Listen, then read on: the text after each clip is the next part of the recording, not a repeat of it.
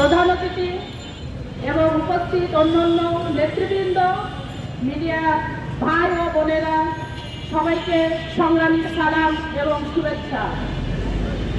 বাঙালি জাতি আজ এমন এক উদ্বিগ্ন ক্রান্তিকাল অতিক্রম করছে যে যখনই একটা দেশের জ্বালানি এবং তেলের দাম, গ্যাসের দাম বৃদ্ধি হয় কিংবা সংকট হয়, তখন সে দেশের দ্রব্যমূল্য ঊর্ধ্বগতি হয়। বর্তমান বাংলাদেশে গ্যাসের এতটাই সংকট যে দ্রব্যমূল্য ঊর্ধ্বগতি হওয়ার প্রধান কারণ।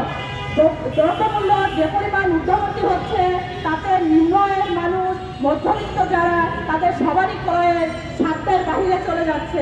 এজন্য আমরা ভাসানী জনশক্তি পার্টি রাজপথে আন্দোলন সংগ্রাম 17 বছর করেছি দ্রব্যমূল্যের দাম নিয়ে, রাজনীতির অস্থিতিশীলতা নিয়ে, অর্থনীতি নিয়ে। কিন্তু সেই ইউনূস সরকারকে চেয়েছিলাম যে উনি একটা নির্বাচিত সরকার দিবেন, তারপর সবকিছু আস্তে আস্তে সমাধান হবে। কিন্তু এখন যে অবস্থা, যে নির্বাচিত সরকার ছাড়া কোনো দেশের রাজনৈতিক অর্থনৈতিক স্থিতিশীলতা সম্ভব না।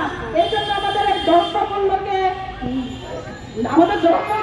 নিয়ন্ত্রণ করতে হলে প্রথমে দরকার একটা সুন্দর, সুষ্ঠু, নিরপেক্ষ নির্বাচন এবং দ্রব্যমূল্য কমানোর জন্য অবশ্যই সিন্ডিকেট ভাঙতে হবে, কালোবাজারি ভাঙতে হবে, মজুতদারি ভাঙতে হবে। যখনই কোনো ফুয়েলের দাম, গ্যাসের দাম, তেলের দাম বেড়ে যায়, তখন উৎপাদন খরচ বেড়ে যায়। এদিকে খেয়াল রাখলে আমি মনে করি নিম্নবিত্ত এবং মধ্যবিত্ত যারা আছে তারা অন্তত দুবেলা দুমুঠো ভাত খেয়ে বাঁচতে পারবে।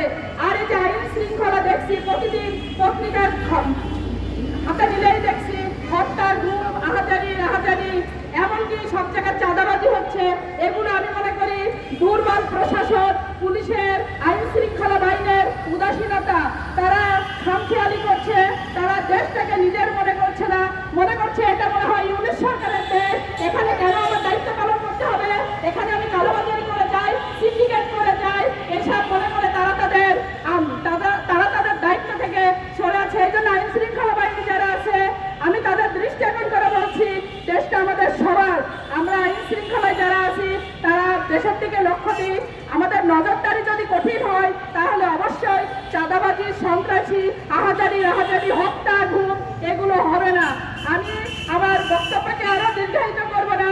আমরা ভাসানী জনশক্তি পার্টি ভাসানীর আদর্শের রাজনীতি করি, ভাসানীর আদর্শের সৈনিক। আমরা মেহনতি মানুষের, কৃষক, শ্রমিক, দিন মজুরি, তাদের পক্ষ হয়ে রাজপথে কথা বলি। রাজনীতিবিদদের দায়িত্ব মেহনতি মানুষের, সাধারণ মানুষের, নিম্ন আয়ের মানুষের, মধ্যবিত্ত মানুষের পক্ষ হয়ে কথা বলা। এছাড়া চেয়ারে বসা, এসি রুমে বসা, সংসদে যাওয়া, এইসব কখনোই ভাসানী জনশক্তি পার্টি এই দাবি দাওয়া নিয়ে কখনোই রাস্তায় নামেনি। সবসময় মেহনতি মানুষের জন্য রাস্তায় নেমেছে, ইনশাল্লাহ ভবিষ্যতেও নামবে। ধন্যবাদ সবাইকে।